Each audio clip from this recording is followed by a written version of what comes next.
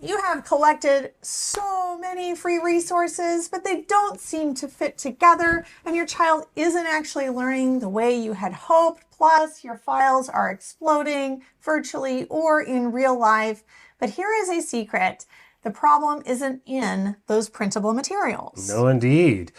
We are kicking off a very special series over the next 4 episodes of the month of March is Montessori Material March. What no one will tell you. And today we're focusing on why printables are failing your child. That's right. Okay. This is a problem, I think, that is endemic in the Montessori community. I don't really know where it began, but I guess I have a feeling that like Montessori materials are really cool, and they in many times can be produced very quickly if they are of the same kind. And once people get wind of the coolness of Montessori and they find out that visually what it looks like is a child is sitting down with a set of cards, it feels very accessible to people. Yeah. And so the internet has just become abundant, to use a very positive word, abundant with printables. Yes, the cup runneth over, so to speak, when it comes to printables. But not all printables are created equal, and frankly, you probably don't need as many as you have. So we wanted to give you 3 tips to help you figure out why those printables may not be working in your homeschool environment. Okay. Yes. So there's so many printables out there. I think that a lot of people just expect too much from them. So tip number 1, you're expecting too much from those printables. Yeah.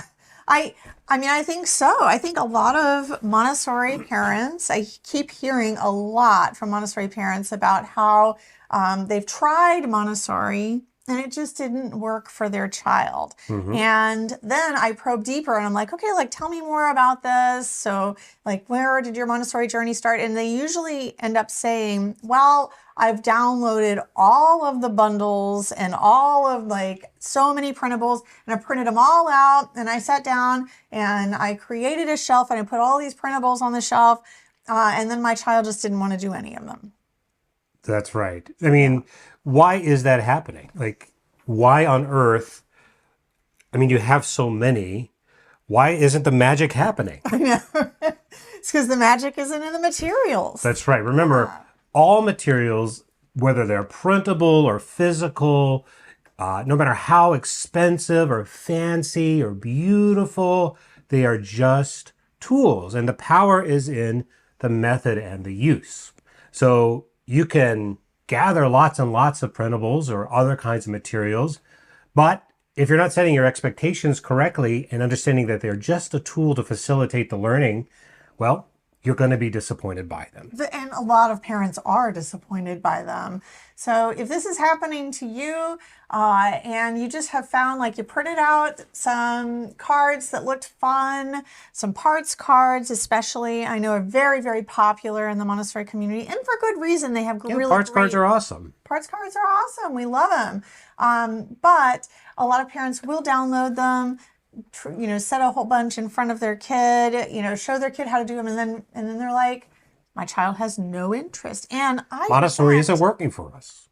In fact, even having taught Montessori in the classroom and being Montessori trained in multiple age levels, when we had our children at home and our oldest was about 3 years old, it was like, okay, like time for parts cards, right? So I got out a set that I had used in my kindergarten teaching days. I set them out before our oldest and lo and behold, zero interest. And it shocked me because, even though I knew so much about Montessori, and so I'm also not just talking to those of you who don't know a lot about Montessori and you're looking to know more, I'm also talking to those of you who are Montessori trained and have experience in the classroom. Either way, just the cards themselves, it can often result in just a lot of disappointment. And so Yeah, that's I right. do remember, I remember sitting there thinking, how interesting. Maybe parts cards just don't work for my kid. And I remember really thinking about this and just kind of deciding, like, I guess parts cards just I aren't mean, you that. hear this all the time, not just about parts cards, but oh, X doesn't work for us. And that can be true. Not every material or lesson or Right? approach works for every child because every child is unique. But sometimes when we hear, oh, X just doesn't work for us, what they really mean is, I didn't know how to use the material. I set it out and I thought something magic would happen and it didn't. He was bored. Or you set out the material at the wrong time. Yes. Yeah.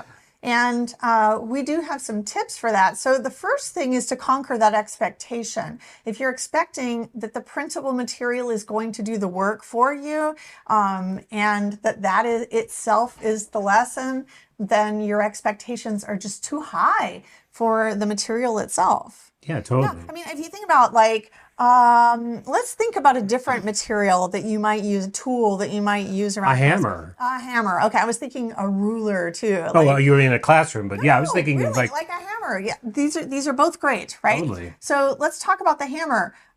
Set a hammer in front of you. What's going to happen? It's going to collect dust. Yeah. Because I don't know how to use the hammer, or maybe I have a sense of how to use the hammer, like it's intuitive enough, or I've seen other people do it, but it's not going to build the Do fence. you have a picture to hang? Do you, is there a problem you're trying to fix? That's right. None of these things matter if it's just the hammer you're looking at. Like you're like, okay, it's hammer, so all right, don't care. Put it back in the tool chest. Yeah, so you right? need the hammer to hang the picture, but the hammer isn't hanging the picture. You are. And it's exactly the same thing with these materials, right? Yeah. So when we create materials or when we go and collect them, if we're not putting the mind to them, we're just expecting too much to happen from them because Right. materials are just tools, like hammers are tools and anything else. And rulers, yeah. Okay, So the second, number 2, did you want me to say it? please. Okay. Number 2 is you're confusing quantity with quality. Oh, now, boy. this is a big one, and maybe it's a little triggering for us in some sense because there are lots and lots of lessons in our curriculum itself, and we got lots of printables. Oh, so why sure. would we say something like that? Why would we say quantity isn't a good thing? Because you might need a whole tool set in order to accomplish the jobs around your house, right? You don't just need a hammer. You need a screwdriver and a wrench and whatever it is, depending on what you're trying to do. Now, if you're homeschooling or you're just enriching your child's learning at home, whether you're a full-time homeschooler or not, you're going to want a full tool belt. But not every one of those tools is going to work for every moment. So you need all of them for when the moment arises. But you don't need 100 hammers. Right. You don't need 100 flathead screwdrivers. You need the ones that work. So quantity and quality are not the same. I think this is especially hard for us today because we're so used to, and we've been trained recently. I think we're starting to reject it as a culture, but for quite a while in the last 20 years, 10 years, because of the internet, we have just been overwhelmed, right? So Netflix, what was their gimmick? Like you could get anything and stream it. Or Disney creates their own streaming service. What was their gimmick? Every Disney property ever, right? It's quantity, just lots and lots and lots of stuff. Well, that's all well and good if you like what you have. And that goes the same here too. So if you have 100 coloring sheets, that's not necessarily going to help you if what you need is one parts card. Yes, very true. So I'm going to give you some examples from the Montessori community. If you go online and type in free Montessori printable, you're going to find not 10, 20, 30, 100, 200, 300, 400, 500, 1,000, 2,000, 3,000, 4,000, 5,000, 10,000. Like you're going to find like 100,000 Montessori printables out there for free. Okay. Like nobody needs that many. And a lot of them are being sold for bottom dollar, which I think lowers everyone's expectation of the value of the materials themselves. And then what happens is this: parents download as many as they can. And I am 100% guilty of this mindset. It's like, we have this mindset of the internet where one, we expect things to get things for free. We have this expectation, don't you think, that we expect to get stuff for free without strings attached. All right, and that mentality means we're not respecting the work that may have gone on behind the material. Like if we have that mentality of like, I expect to get as much as I want for free. And I am 100% guilty of that mentality. Sure. A lot of the times I will be trying to learn new things. I'll be seeking out new mentors in some area that I'm not very good at, that I'm trying to learn more about. And I'll be like, nah, I don't want to buy that. Nah, I don't want to buy that. I don't want to spend any money on this. Let's find stuff for free, right? And I'll like type in the word free.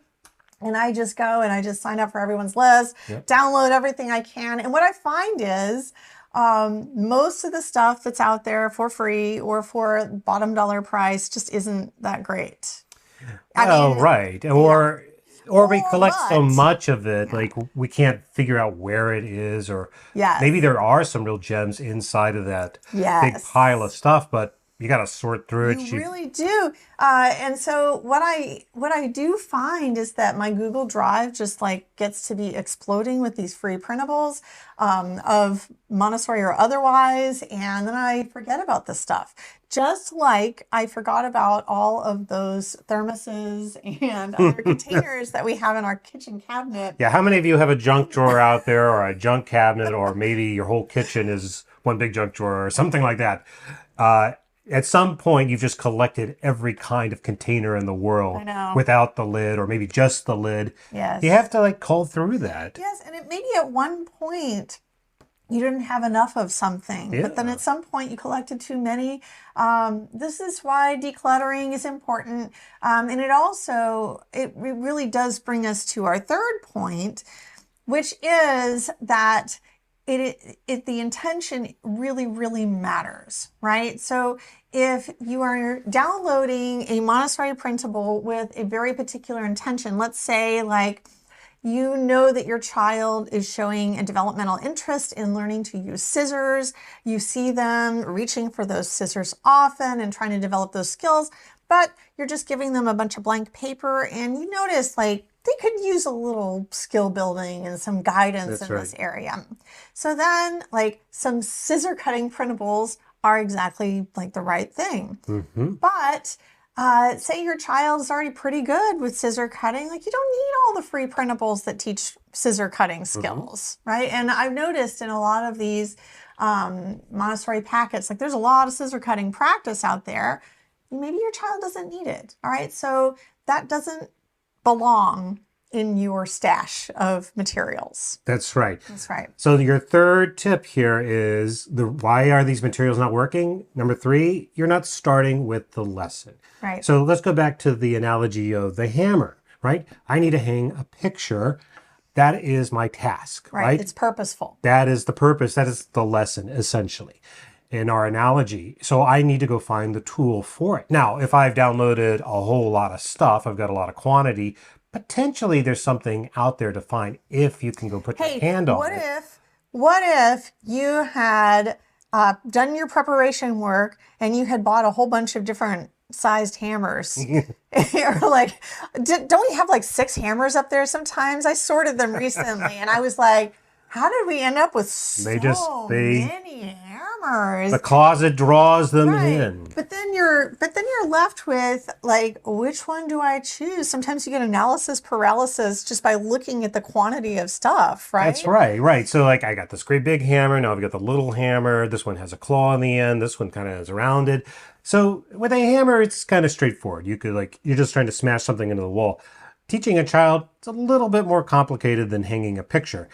That's why that analysis paralysis can be so overwhelming, right? Yeah. So if you have a closet full of hammers and you're trying to hang a picture, well, you have to try and decide which one is right. Or let's change it a little bit. Let's say you're hanging a picture and you don't know what kind of wall you're going to nail into. Like sometimes you have a screw, sometimes you have a nail, sometimes you have to have one of those special screws that will pull back and hold it against the drywall. Well, you have to have the right tool, and you have to know what you're getting into. What is your purpose, your intent? And then you can put all of those things together. So it's great if you have a whole lot of stuff it's also completely useless if you're not starting with your purpose. So number 3 is you've got to start with the lesson in mind. Right. And this, I think this is, I think that this one is really, really important Oh, for because sure. The parents most. who are downloading printables from the internet or from creators, and let's say they're downloading them from great creators and paying for them, that's great. We love teacher pay teacher, support the teachers, pay people for their work, please. Etsy is another great place to find stuff. Like this is all good. But if you start with the stuff, and you don't start with the lesson, you're really just missing the whole point. Yeah, totally. I mean, it's easy to say, well, there's a lot of stuff on the internet and it's all junk. And that is true. There are some There's low a lot of quality junk. things, but that actually isn't the real problem. Like Right. the real problem at the end of the day is there's too much of it. It doesn't have a sense of order. A lot of times we put too much faith in the material itself. Yeah. It kind of reminds me, I don't know if you ever see, you probably don't see this on Instagram or whatever, but like a young guy will go and buy a Lamborghini or something. He'll like have come into money or Oh something. no, I don't see those. Yes, and he'll get in the car, this the super car, and then it'll immediately like strip the gears or something because he thinks you drive it just like you drive your Chevy, and that is not how it is. Like it is a very I wouldn't know how to drive it, right? You have to learn how to drive a very special kind of tool. Like this Lamborghini or this sports car, this supercar is like a very special tool. That is exactly the same thing. So if you have a big pile of stuff, there might be some really amazing stuff. Like a Lamborghini's a pretty beautiful thing to have if you know how to drive it and it's useful to you. I'm trying to haul hay. I don't necessarily want a Lamborghini. So you got to start with the lesson. Family car. That's right. Start with the lesson. Find the material that is right to teach the lesson, and then know that the magic is happening in the child, not in the material. That's right. So that is actually, those are your 3 tips that you kind of want to think about in reverse order. Yes. So why aren't those materials working? You expect too much, you confuse quantity with quality, and you're not starting with the lesson. And the solution is start with the lesson, find the thing you need, and then know that the child is doing the work, not the material. Yeah, your child has a purpose in mind. And they're not necessarily able to articulate that purpose themselves. And so that's why we observe our children and we notice what they're ready for. If we have a good scope and sequence, then we can kind of look ahead and predict what they might be ready for. We never really know until we observe, but if you're following a really good scope and sequence that is development based and Montessori is, then it's probably going to be pretty much on target as far as knowing what they're going to be ready for next. It's just a matter of waiting for that right moment and then being able to jump in with it. That's right. This is where knowing the planes of development and the other principles of Montessori is critical because it helps you, even though every child is different.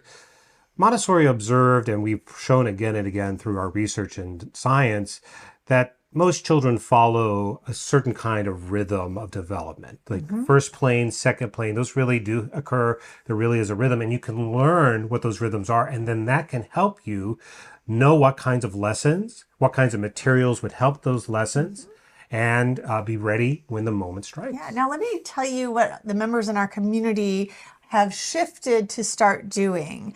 They are using our Montessori planning cards and working through these lessons in sequence, but not without observing their child first. Of course, like that comes first. But once you've really kind of nailed where your child is in the sequence, And they're like a level 2 and then hard and a level you 4. start with the lesson and then you go look for the material to go teach it. That's right. Yeah.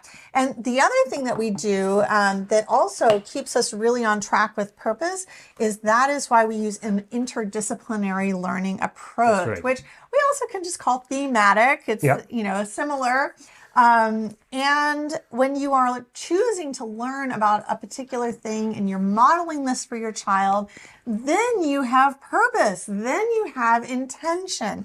And you're really being invested in making things concrete, hands-on for your child, reality-based, and then the printables can support that journey.